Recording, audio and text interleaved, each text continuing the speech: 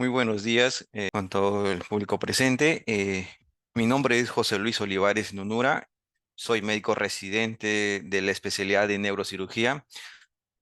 Agradecerle al equipo de telemedicina, ¿no? Por esta nueva oportunidad que me está dando de presentar el tema de manejo de traumatismo encefalocraniano, ¿no? Una de los problemas que presentamos a diario en nuestro servicio de acá de nuestro hospital Cayetano Heredia, siempre con mucha frecuencia nos llegan pacientes, ¿no? Con esta patología de un traumatismo encefalocraniano que pueden ser desde leves hasta severos. Y es ahí nuestra especialidad que brinda, ¿no? El apoyo a estos tipos de pacientes, ya sea con un manejo al inicio, un manejo médico y posteriormente si vemos que presentan mayores complicaciones o de acuerdo a la clasificación que vamos a dar más adelante, llegamos hasta un manejo quirúrgico. Claro que este manejo es un manejo en conjunto con diferentes especialidades. Tenemos la parte de lo que es el área de shock trauma, la emergencia, la parte de unidad de cuidados intensivos, anestesiología, ¿no? Ya que nuestros pacientes a veces son pacientes que llegan también con de comorbilidades y requerimos de su apoyo para al final darles un manejo quirúrgico y puedan resolverse el problema que presentan nuestros pacientes. El traumatismo encefalocraniano, bueno, como vemos en las primeras imágenes, quiero empezar con bueno, esta es una tomografía en mi primera diapositiva, en la imagen de la parte inferior del lado izquierdo. Es una tomografía, un corte axial, donde evidenciamos unas imágenes hiperdensas, ¿no? En forma de media luna, ¿no? Este es un paciente que ingresa con un traumatismo encefalocraniano severo, con un Glasgow de 5 donde este sangrado a nivel intracraneal va a ejercer efecto de masa. ¿A qué se refiere? Que esto está comprimiendo parte de lo que es el encéfalo, que a su vez lo está desviando, está comprimiendo hacia el lado contralateral. En la otra imagen, en una flechita, vemos que es eh, una tipo de hernia, ¿no? Que es una de las complicaciones posteriores a un traumatismo encefalocraniano, ya que esto está incrementando, está comprimiendo el encéfalo y, y posteriormente vemos, ¿no? Esta es una hernia uncal, ¿no? Eh, entonces, el traumatismo encefalocraniano, bueno, se refiere a una lesión adquirida, que esta puede resultar, ¿no? De una fuerza externa o de una causa penetrante, que posteriormente trae como consecuencia una lesión estructural y alteración de la función cerebral. Las causas que vamos a ver, bueno, esto se va a dar principalmente en pacientes jóvenes, ya lo están calificando al traumatismo encefalocraniano como una epidemia silenciosa, ¿no? Principalmente que estos vamos a encontrar en pacientes que sufren accidentes automovilísticos o también por violencia, ahorita que está de moda lo que es el sicariato. Nos llegan pacientes a veces, lamentablemente ya sin ningún signo vitales, ¿no? Como también tenemos hospitalizados pacientes por un traumatismo por arma de fuego, ¿no? Y gracias a Dios, pues, ¿no? Estos pacientes están evolucionando favorablemente, ¿no? Afecta mayormente a más de los 70 millones de personas en todo el mundo y que esto va a repercutir mucho en lo que es eh, en las funciones motoras, sensoriales, cognitivas, generando un gran impacto en la calidad de vida, ¿no? Especialmente en pacientes jóvenes, como hemos visto, pacientes que, estudiantes, pacientes que tienen un futuro en adelante, ¿no?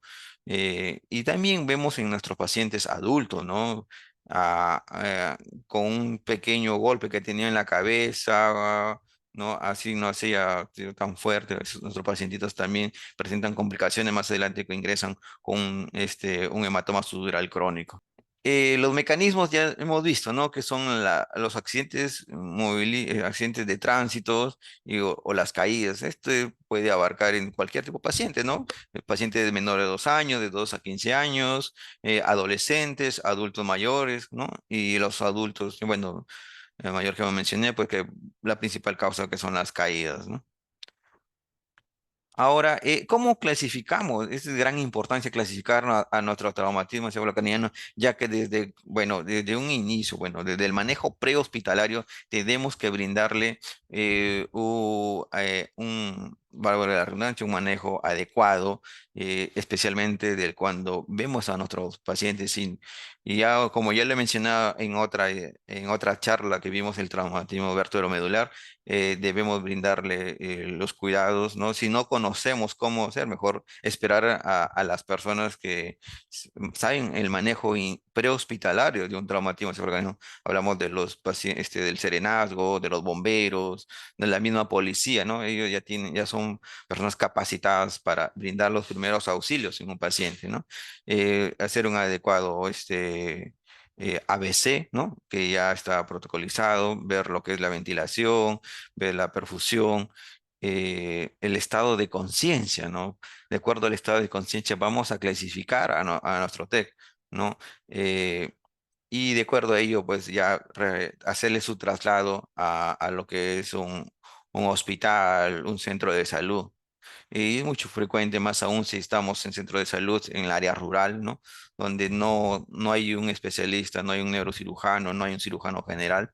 A veces somos médicos generales los que brindamos la atención, establecimiento de salud, tener conocimiento de esto, ¿no? ¿No? Entonces la clasificación, bueno, puede ser según el tipo de lesión, focales, difusos, de acuerdo a la indemnidad de las meningias, puede ser un TEC abierto, un TEC cerrado, puede ser también, ¿no? Un TEC con fractura de base de cráneo o bóveda craneal y de acuerdo al compromiso neurológico que es lo que nosotros vamos a hacer desde que llega nuestro paciente a nuestro hospital o si estamos en la calle, vemos, entonces vamos a clasificarlo de acuerdo a ello como de acuerdo al uso de la escala de Glasgow. ¿No? El Glasgow lo voy a clasificar en un TEC leve, si tiene un Glasgow de 13 a 15, moderado de 12 a 9 y un severo ya de 8, ¿no? Que es un paciente que ya debe ser manejado en una unidad crítica. eh, estos pacientes ya se requieren de un manejo ya multidisciplinario. Un paciente que nos llega o que vemos con un paciente con TEC severo, con Lagomino 8, es un paciente que ya debe ser manejado ya con protección de vía aérea, paciente que debe ser intubado, ¿no? Ahora, de acuerdo a la fisiopatología del TEC, entonces vamos viendo que ahí existe una injuria, una lesión primaria y posteriormente va a generar una lesión secundaria y nosotros como personal de salud debemos evitar esa injuria, ¿no? Darle un manejo correcto a estos tipos de pacientes. Entonces la injuria primaria, bueno, puede ser, es la causa principal, ¿no? Si el paciente es por ejemplo, un mecanismo de fuerza de aceleración, desaceleración, si es la causa, mejor dicho, que ha generado eh, el traumatismo encefalocraniano. Pueden ser, bueno, es la parte física, ¿no? Posteriormente, ya cuando ha habido, se ha presentado, por ejemplo, efectos de aceleración, desaceleración, viene lo que es la injuria secundaria o el daño secundario. Y esto ya va a repercutir mucho en lo que es el pronóstico a nuestro paciente. Si nosotros le brindamos un manejo adecuado, este paciente vamos a evitar posteriores comorbilidades, ¿no? Entonces, esto puede generar las injurias secundarias, eventos sistémicos o también eventos intracraneales. A nivel sistémicos hablamos de la hipotensión, la hipoxia, ¿no? Que posteriormente esto nos va a llevar a la isquemia. Ahora, de los eventos intracraneales, vamos a ver que existe alteración de lo que es el líquido cefalorraquídeo, hay un aumento del que es el volumen, ¿no? Alteración de lo que es el volumen sanguíneo cerebral. Esto posteriormente va a generar, ¿no? Una respuesta inflamatoria y alteración del metabolismo cerebral. Que todo esto me va a llevar ¿a qué? A la formación de edema cerebral. Y este edema cerebral me va a llevar a lo que es una hipertensión endocraniana. Otro grafiquito tenemos, bueno, otro esquema, ¿no? Como mencioné, se produce un traumatismo, va a generar alteraciones a nivel celular, en el flujo cerebral, va a haber hipoxia, va a haber una alteración de las células neurológicas, esto me va a llevar a formación de radicales, va a haber una acidosis y todo esto me lleva a lo que es el edema cerebral, alterando lo que es la presión intracraneana, ¿no? Si esta logra controlar, no produce lo que es muerte cerebral. Es otro grafiquito, entonces igual fase primaria, fase secundaria, lesión. En la fase primaria encontramos una lesión vascular, produce hemorragia, hay alteración de lo que es el parénquima cerebral, eh, juntamente con ello, pues una lesión axonal difusa. El sangrado me va a producir efecto de masa, van a alterar lo que es el metabolismo celular y me genera incremento de la presión intracraneal. Ahora, en la fase secundaria, con nosotros tenemos que tener un buen manejo, ¿no? Hay aumento de la demanda de lo que es el ATP, va a haber hipoperfusión cerebral. En el día 0, en el momento que se produce, hay una hipoperfusión cerebral. En el día 2 a 3 va a haber hiperemia y el día 3 4 va a haber vasoespasmo, que es la disminución de lo que es el diámetro de los vasos sanguíneos. Entonces, ¿cómo ya llega nuestro paciente al hospital? Le hemos hecho trasladado, le hemos brindado los primeros auxilios, hemos hecho la ABC, también igual acá. ¿Cómo valoramos? Bueno, nuestra parte de neurocirugía, ¿no? Y de acuerdo a ello nosotros vamos a ver, ¿no? De acuerdo a la clínica que presenta, usamos esta escala, la escala de Glasgow. La escala de Glasgow se va a estar formado por tres bases, ¿no? Lo que vamos a valorar, lo que es la apertura ocular, la respuesta verbal, la respuesta motora. Y cada una de estos va a tener su ítem, ¿no? Vamos, en la apertura ocular, vamos a hablar, si un paciente le vamos a dar una valoración numérica, esta valoración de la escala de Glasgow va el mínimo que es 3 hasta un máximo que es 15, que es una persona como lo que estamos ahorita, ¿no? Entonces, ¿cómo valoramos el Glasgow? Vamos viendo la apertura ocular, vemos si nuestro paciente tiene una apertura ocular espontánea o si nuestro paciente abre los ojos al llamado, ¿no? O si no vemos que no hay una respuesta, aplicamos lo que son al tacto, bueno, al dolor, ¿no? Y si no abre, pues cada uno de acuerdo a ello le vamos a dar un puntaje. Espontáneo 4, al llamado, a la orden 3, al dolor 2, y si no hay apertura ocular, le agregamos 1, ¿no? Ahora, la respuesta verbal se va a valorar, va a tener un puntaje de 5, es un paciente que está orientado, ¿no? Si un paciente que está confuso, ¿no? Incoherencia, por decirse, entonces tiene un puntaje de 4. Pacientes que comienzan a hablar una palabras inapropiadas, 3, y sonidos incomprensibles, damos un puntaje 2. Y cuando no hay respuesta, 1. Igual la respuesta motora es un paciente que te obedece órdenes, paciente que le dice levanta la mano, haga tal cosa, entonces el paciente te entiende.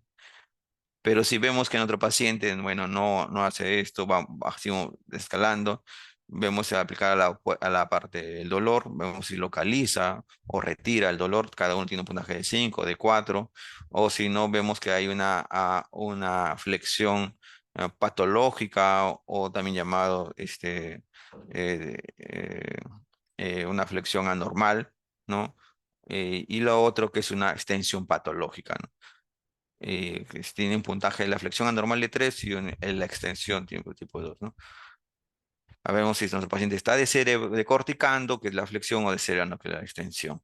Entonces, y escala es de gran importancia, lo puede manejar no solo el neurocirujano, sino también el cirujano general, o cualquier personal de salud, ¿no? De acuerdo a esto, podemos valorar. Hay hospitales donde no hay neurocirujano, entonces con esto ya sabemos, dándole la clasificación que hemos dado anteriormente de un paciente con un compromiso neurológico leve, de 13 a 15, con Glasgow, moderado de 12 a 9 y severo de 4 a 8. Entonces, para ver si nuestro paciente eh, lo tenemos en observación o lo mandamos a una unidad crítica para un mejor manejo.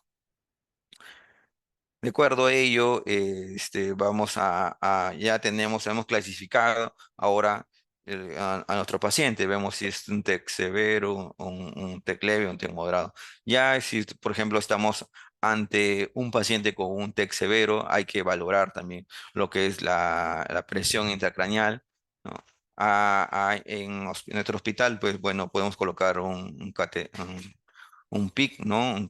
Un sensor PIC para valorar lo que es la presión. Esta debe mantener una presión de 22 o 20, ¿no? De acuerdo a los estudios, ¿no? A veces una presión mayor de 20, estamos hablando intracraneal, una presión hipertensión endocraniana, otra bibliografía menciona mayor de 22, que esta se mantiene establecida en mayor de 15, media o una hora.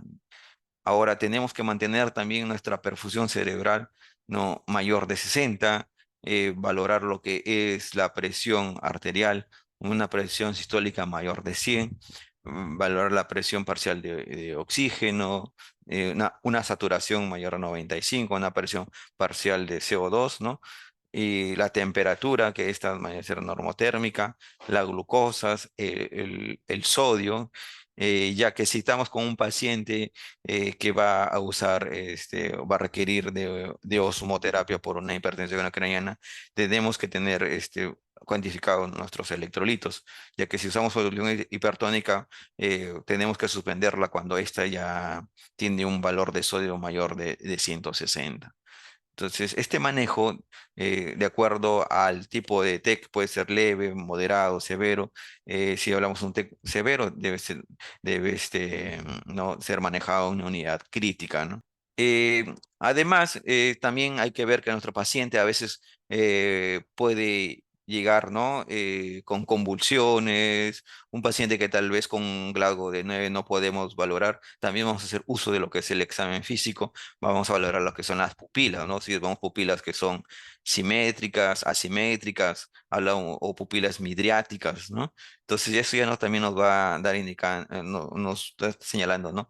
La complejidad que tiene este paciente.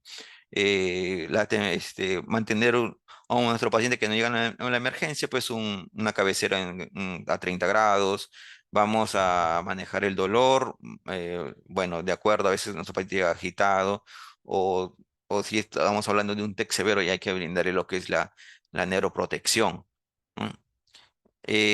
Si vemos ya, si hacemos uso, ¿no? Como por ejemplo vemos en la parte derecha, tenemos una tomografía sin contraste, vemos pacientes que presentan contusiones hemorrágicas, vemos las cisternas de la base que están cerradas, edema difuso, ¿no? Es un paciente que ha sufrido un TEC severo, hay que brindarle lo que es la homoterapia para así evitar que este paciente se nos enclave, que la herniación progrese.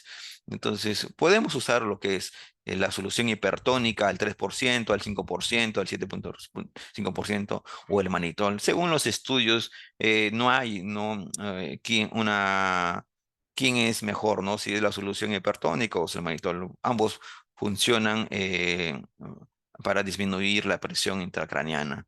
De acuerdo a la dosis, ¿no? La dosis de manitol puede ser de 0,25 a 5, de acuerdo a la biografía, o de 0,5 hasta 1, ¿no? Por kilo, ¿no? Esto hay que pasarle al inicio en bolo y posteriormente dejarle ya cada 4 horas. Como mencioné al inicio, pues si vamos a usar solución hipertónica, hay que siempre valorar lo que es el sodio, ¿no? Nuestros electrolitos, sodio, potasio, cloro. Hay que ver, pues, ¿no? Si nuestro paciente presenta convulsiones, realizarle un electroencefalograma.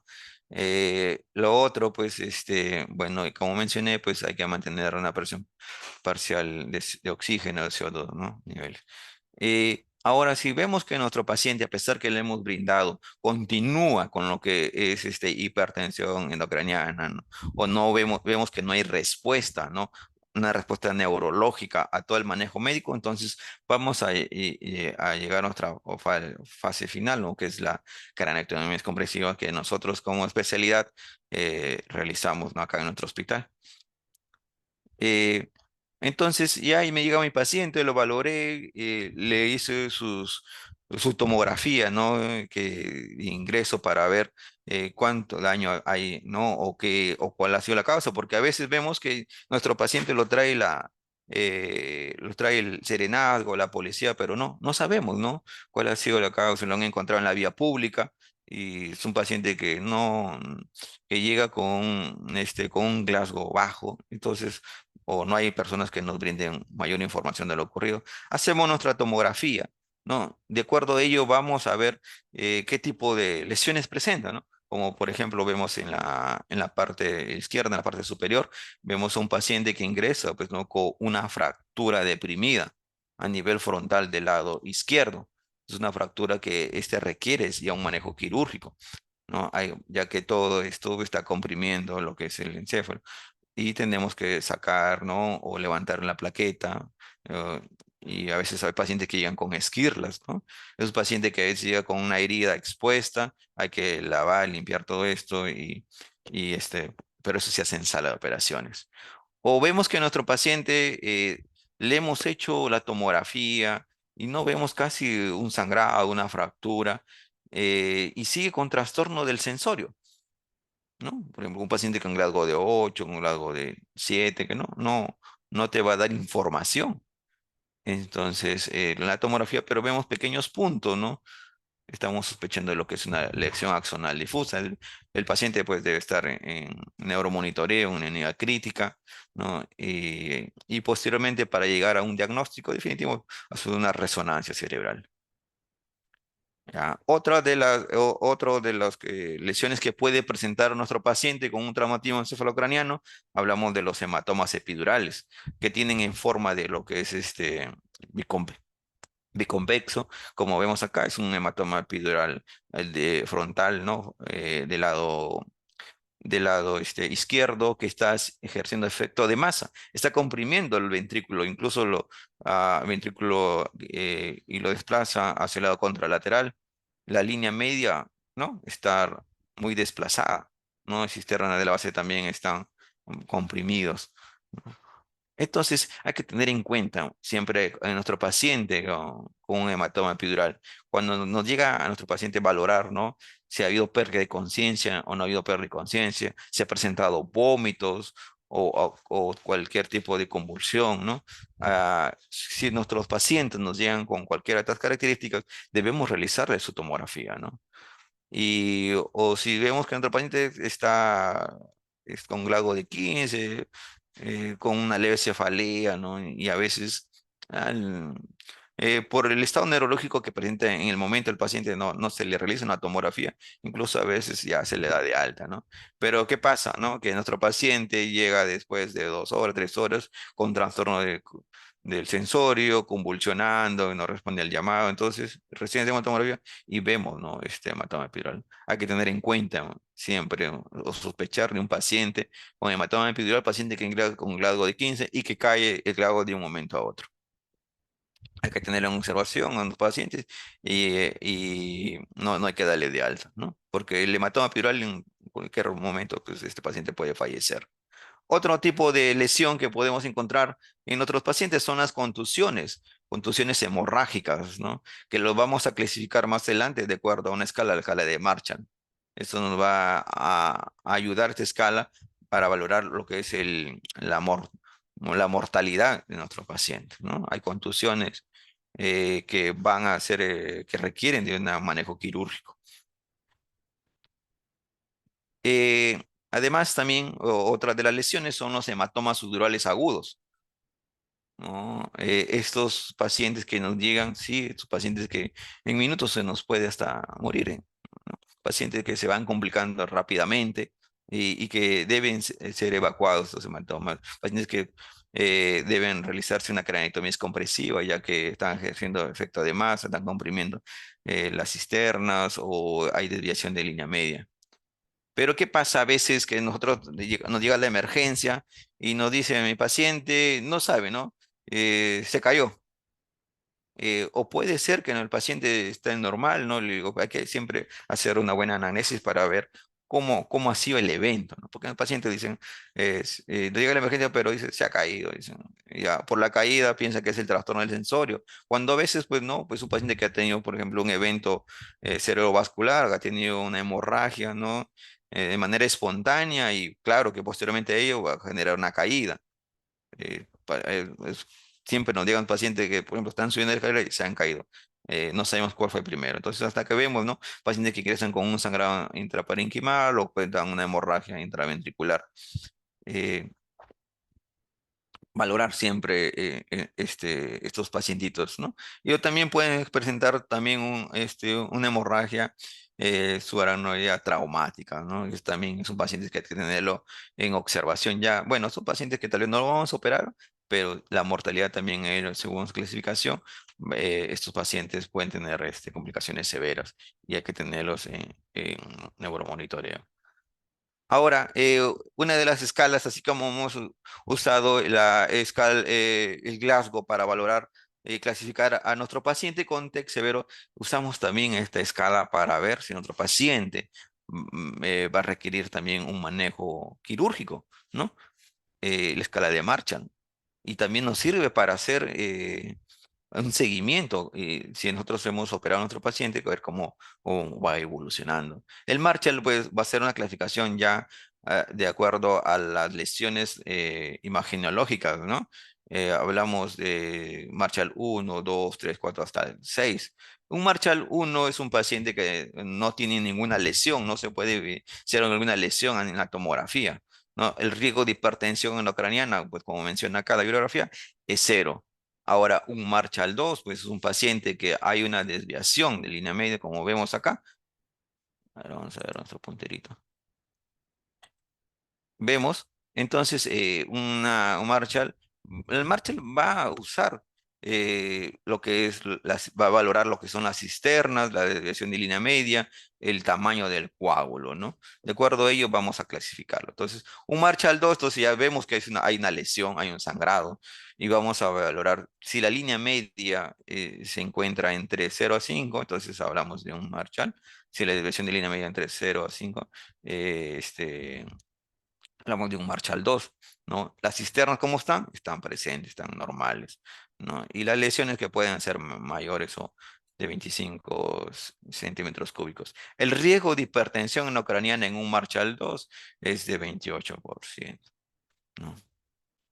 Ahora, también podemos encontrar que en la tomografía podemos saber que encontramos fragmentos óseos o cuerpos extraños.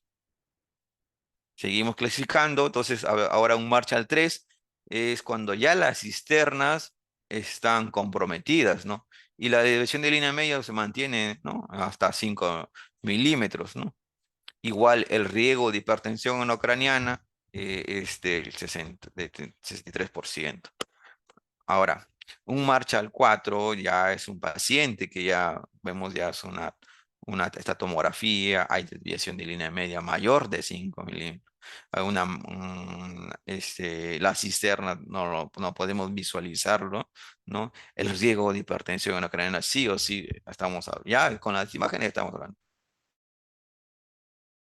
sí o sí debiera cirugía. A realizar una creatomía compresiva para liberar y que nuestro cerebrito no siga sufriendo. Ahora ya hablamos de de un Marshall tipo 5, ¿no? Cualquier lesión que evacuatoria, ¿no? Es un paciente que ya presenta un sangrado que está ejerciendo efecto de masa, que está desviando la línea media mayor de 5 y es un paciente que debe ir a sala. Cualquier lesión evacuatoria. Ya un Marshall 6, por ejemplo, es un paciente que ha presentado una complicación posteriormente ya, pero valoramos imaginariamente, bueno, es un paciente que ha existido una gran desviación de la línea media, un paciente con gran hipertensión endocraniana, pero valoramos su estado clínico, es un paciente que tal vez está con un Glasgow de 3, es un paciente que está con pupilas midriáticas, ¿no? Y valoramos el estado funcional y el riesgo, ¿no? De mortalidad, que es mayor, ¿no? A lo que le podemos brindar por la cirugía. Entonces, ya pacientes que ya son lesiones que no podemos evacuar, lamentablemente no vamos a ayudar a disminuir lo que es eh, los riesgos en otros pacientes, ¿no? Incluso los pacientes pueden fallecer en sala de operaciones, en el traslado, ¿no? Otra escala que también no podemos usar es el Rotterdam, ¿no? El Rotterdam igual valora lo que son las cisternas, la línea media, si está desplazada. Acá ya incluye lo que si hay hematomas epidurales, si hay una hemorragia subaracnoidea y hemorragia intraventricular, ¿no? Y de acuerdo a ello también vamos viendo, ¿no? Si están las cisternas, le va a dar un puntaje. Si están las cisternas basales, están normales, cero, comprimidas, uno, ausentes, dos. El desplazamiento de línea media siempre, menor de 5 o mayor de 5, cada tiene un puntaje. Menor de 5 cero, mayor de 5 uno, ¿no? Si hay hematomas epidurales, si están presentes o están ausentes, tienen un puntaje, ¿no? Y cada uno de estos, al momento de hacer la sumatoria, y de acuerdo al puntaje, va a tener un riesgo de mortalidad. Como sabemos, un 6% tiene un riesgo de 60% aproximadamente. Ya como manera de resumen, entonces podemos, ya hacemos nuestra tomografía, valoramos a nuestro paciente y podemos encontrar cualquiera de estos tipos de lesiones. Como hemos visto, la mortalidad de un hematoma sudural va de acuerdo al tipo, ¿no? El riesgo de mortalidad está incrementado. Hablamos, un paciente con hematoma sudural, bueno, según los estudios, bueno, un riesgo de mortalidad del 50%, de un epidural 18%, de un hematoma intracerebral 27 y una contusión de un 3%, ¿no? De acuerdo también al tipo de contusiones. Ahora, ya que tenemos nuestro paciente, lo vamos a clasificar, hay que tener en cuenta ya las clasificaciones que le he mencionado, las escalas, ¿no? Eh, bueno, hablamos de un paciente, la escala que vamos a usar, el Glasgow, eh, eh, vamos a usar también lo que es el Marshall, eh, y vamos a ver también lo que es de acuerdo a los valores que nosotros encontremos en las imágenes o en la parte clínica, vamos a clicar a nuestro text y de acuerdo a ello vamos a darle un manejo. A ver, por ejemplo, a ver, vamos viendo más adelante. Esto ya lo mencioné. El riesgo de mortalidad, igual que el Rotterdam en Marshall también. ¿Quién presenta mayor riesgo de mortalidad? Hablamos de un 44%, aquel que tiene un Marshall 4, ¿no? Un Marshall 6 tiene un 34%, un Marshall 5 de un 30%. Igual el Rotterdam que ya le hemos visto. Ahora, si tenemos nuestro paciente que eh, nuestro paciente que ya lo hemos logrado, paciente, como lo mencioné al inicio, que hablamos de un paciente con un TEC severo, debe ser manejado en una unidad de cuidados críticos o en la UCI, ¿no? Ese paciente ya cuando está en estas áreas debe recibir ya un manejo ya multidisciplinario, ¿no? Estos pacientes que deben ya tener un catéter venoso central, ya que como si vamos a usar soluciones hipertónicas, es un paciente que sí o sí debe tener su CBC. Ya en la unidad de cuidados críticos podemos colocarle un catéter PIC para valorar la hipertensión no craniana, ¿no? Y mantener, como le dije, pues, ¿no? Una presión per función cerebral mayor de 65. eh, y de acuerdo a ello, vamos a usar, bueno, en la UCI también utilizan sus fases, ¿no? Fases de manejo iniciales, ¿no? Hasta llegar a la craneotomía compresiva, que ya nos encargamos nosotros como especialidad de neurocirugía.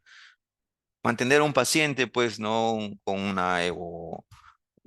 una saturación mayor a 94, una presión perfusión cerebral de 55 a 65, ¿no? Nuestra hemoglobina, el paciente tiene que ser mayor de 9, porque ya también, si es un paciente que va a ingresar a sala de operaciones, tenemos que transfundirle, ¿no? Eh, la glucosa también, ¿no? En óptimas condiciones, la temperatura debe mantener el paciente, ¿no? eh, en una temperatura hasta 37 grados.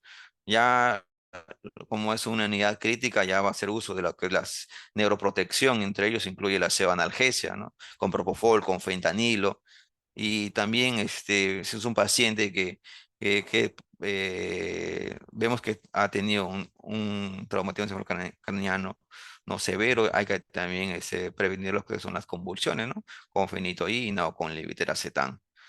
Si nuestro paciente, aún con ese manejo, continúa con una hipertensión endocraniana, una mayor de 20, pasamos a la escala 2. En la escala 2 ya vamos a hacer uso de lo que es las soluciones hipertónicas, y como vemos acá, la solución hipertónica del 5%, o una dosis de 2 miligramos por kilo, ¿no?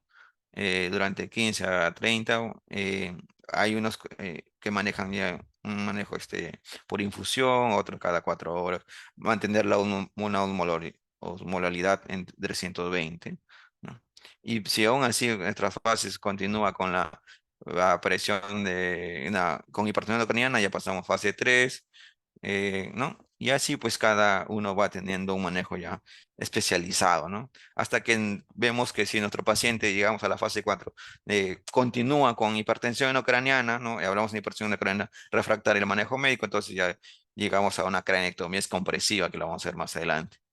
Igual nuestro paciente con especialidad tenemos indicaciones quirúrgicas, ¿no? Si de acuerdo al tipo de lesión que presenta nuestro paciente, ¿no? Un paciente con hematoma epidural, ¿no? O extradural, de acuerdo independientemente el Glasgow que presente, si tiene un volumen mayor de 20, de 30, su paciente quiere ir a sala. Ahora, si vemos que nuestro paciente tiene un Glasgow de menor a 9 con un espesor, ¿no? de 15 milímetros o desviación de línea media mayor de 5, sí o sí este paciente debe ir a sala.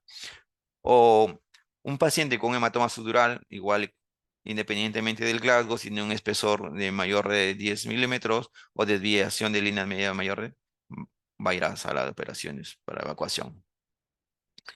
Ahora, si en Glasgow cae mayor de 2 puntos o hay anisocoria o la presión se mantiene de 20, igual candidato. Entonces, todas estas son las indicaciones de nosotros para ingresar a sala de operaciones con un paciente con traumatismo encefalocraniano de acuerdo a la lesión que presenta. O si vemos que nuestro paciente tiene edema difuso y que presenta una presión intracraniana refractaria al tratamiento médico, sí o sí debe ir a sala para una craniotomía compresiva. Entonces, ¿cómo se realiza una craniotomía compresiva? Que ya parte ya de nuestra especialidad. Entonces, posicionamos a nuestro paciente, vamos a hacer una incisión que abarca todo lo que son la parte frontal, parietal y temporal de nuestro paciente. Hacemos énfasis en lo que es la parte temporal, ya que esto nos permite que nuestros pacientes no hagan lo que es una hernia uncal. Entonces, hacemos una incisión, ¿no? A nivel de esta estructura del cráneo, como ya mencioné. Estas incisiones pueden ser de dos tipos, ¿no? Bueno, una forma de T. Al mismo tiempo, a veces en otros hospitales, a medida que se va realizando la craneotomía compresiva, también están monitorizando con sensor PIC la depresión intracraneana. Una vez que realizamos ya la incisión, hacemos la disección por planos, hasta exponer la parte craneal, ¿no? Y vemos acá la parte frontal, parietal, y esta es la parte del músculo temporal. Esta incisión sí o sí tiene que tener un diámetro mayor de 12 a 15, ¿no? Exponemos, sacamos hasta llegar a la parte ósea, vemos la exposición de la parte temporal, la parte frontal, la parte parietal, ¿no? Igual a otra imagen que estamos viendo. Acá dice que sacamos ya la parte muscular del temporal, los puntos de reparo que nosotros tenemos en cuenta al momento de hacer nuestra craneotomía. Como les mencioné, debe tener un diámetro de 12 a 15, ¿no? Y que esta también incluya una gran parte de la parte temporal. Entonces, hacemos nuestros agujeros de trépano, hacemos la nuestra craneotomía. Una vez que hayamos hecho la craneotomía, entonces sacamos la parte de la plaqueta y comenzamos a evacuar, ¿no? Si es un hematoma, es un hematoma subdural agudo o de acuerdo al tipo de la lesión o si no, tal vez es porque existe bastante edema en nuestro cerebro, entonces hacemos una durotomía, liberamos, ¿no? La presión. De acuerdo una vez que ya hemos llegado, ya hemos sacado nuestro huesito, aperturamos lo que es la dura madre. A medida que vamos realizando todo este procedimiento, la presión intracraneal va a ir disminuyendo, porque ya le damos espacio, ¿no? Ese es el propósito de nuestra craneotomía compresiva, que con el momento que nuestro cerebro comience a hincharse, que la parte craneal, la parte ósea, no ejerza presión. ¿Ya? Entonces, si liberamos y a medida que vamos a ver aquí en otras diapositivas, vamos viendo que la presión intracraneal va disminuyendo. Entonces, hacemos nuestra durotomía, que consiste en aperturar lo que es la dura madre, y estamos para liberar la presión que existe en ella. Puede ser de forma de C, o en otros podemos hacer nomás cortecitos en la dura. Con eso ya liberamos la presión. Bueno, esta es una imagen, ¿no? En lo que es dentro de la sala de operaciones, ¿no? Hemos hecho una durotomía en forma estrellada o también en forma de C, para darle así que nuestro cerebrito comience a expandir. Otra imagen, ¿no? De un cerebro ya que le hemos realizado la duro- duroplastía. Y cerramos. Una vez que ya hemos evacuado los hematomas, comenzamos a cerrar, porque estos pacientes pueden generar, como complicación más adelante, pueden tener fístulas del SR. Una vez que hemos retirado la parte del cráneo, en nuestro hospital, bueno, guardamos, en otros hospitales llevan esta parte del cráneo, lo llevan a banco de tejidos para posteriormente en unos meses regresaré la plaqueta ósea, ¿no? Hacer su craneoplastia, pero nosotros lo guardamos en la parte abdominal. Como vemos esta imagen de gran importancia, a medida que nosotros vamos retirando la parte ósea, como vemos en esta, es un paciente que tiene una hipertensión intracraneal, una presión craneana refractaria al manejo médico, que se mantiene casi entre 60 y 80. Hacemos la hemicranectomía, ¿no? O sea, retiramos la parte ósea y baja la presión a 50. Una vez que ya bajamos, retiramos, hacemos la apertura de la dura madre o la durotomía que les expliqué y baja la presión a 20, hasta que una vez que ya hemos evacuado todo, le hemos lavado, limpiado, entonces vemos esta presión se mantiene, ¿no? Entre 8 a 10, ¿no? Entonces ese es el objetivo de nosotros como especialidad de realizar en estos tipos de pacientes con hipertensión craneana por un traumatismo encefalocraniano. Como conclusión, entonces, un paciente que llega con una lesión traumática o traumatismo encefalocraniano debe recibir un manejo multidisciplinario, no solo por neurocirugía, como hemos visto manejo en UCI, por manejo por anestesiología, que también viene a valorar al momento de hacer que entramos a sala, un paciente que ya llega con trastorno de coagulación, no podemos ingresarlo porque un paciente usuario de aspirina, un paciente que tiene otras comorbilidades que requerimos el apoyo de otras especialidades para las indicaciones tanto de preso, intraso y poso.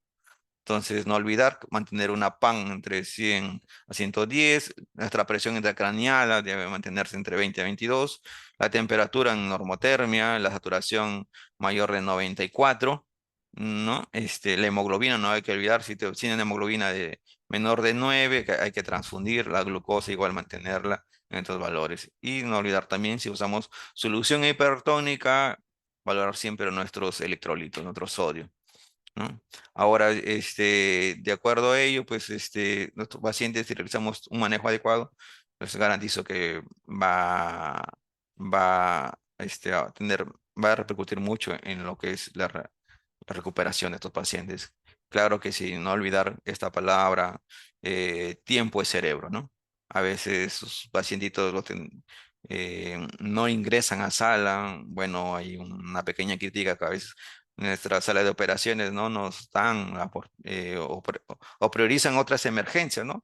Y nuestros pacientes, pues, a pesar que le brindamos las mejores atenciones a un inicio, pues va a repercutir mucho en lo que es la recuperación, ¿no? Ya quedan secuelados o pacientes que incluso pueden hasta fallecer en la misma emergencia.